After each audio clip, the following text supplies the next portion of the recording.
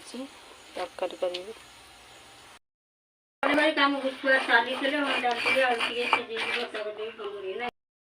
मसला बाटी सोरष मसला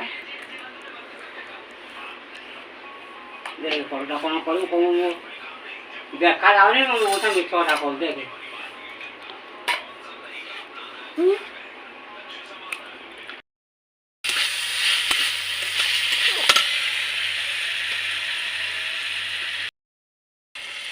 देखते मसला दिहला आलू रे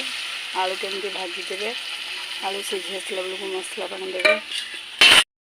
मसला पानी देकी टमाटो पकेवा कथा टमाटो जेहेतु मोर ना मु खट्टा पकईदेवी सीझी आसला आंबल 2 खंड पकईदेवी से खंडे को 2 खंड कर काटी नहीं मसला सीझी आसला पकईदेली शाग को पकईदेवा ए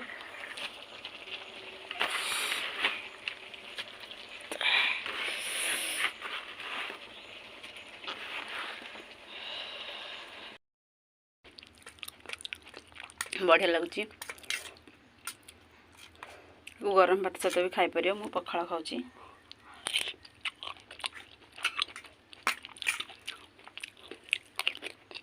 बढ़िया लगे वीडियो भल लगे लाइक कमेंट शेयर सब्सक्राइब कर दे।